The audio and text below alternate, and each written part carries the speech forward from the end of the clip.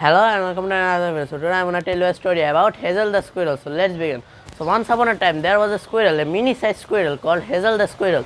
Hazel the squirrel was a very nice and very kind squirrel. So one day Hazel the squirrel and his friend Frog who were walking one by one beside by each other. And as they were walking, they suddenly came across a pond. The squirrel could not swim, so the Frog decided to swim with the squirrel on his back across the pond. And so as they swam across, because both of them swam across, and as they swam across the pond, there was a huge acorn tree beside the pond, and there were lots of acorns that fell in the pond. And as all of them fell in the pond, and Hazel the squirrel was picking them up one by one from the pond, and even though they were wet, they were even better, because when the acorns are wet, they are easier to crack. So as as the acorns were being picked up by Hazel, well, she started eating few of them and even gave one of them to Frog. So after they crossed the pond, they both of them divided their shares of the acorns. The Frog got few less because the Frog didn't like acorns that much, but he still loved to eat them.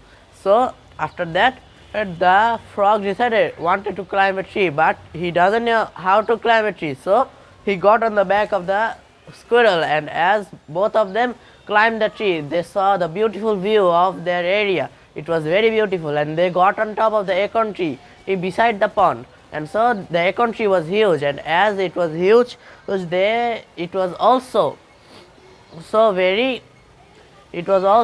like very wide, or also very very big in width. So there is a lot of holes in the tree, and as it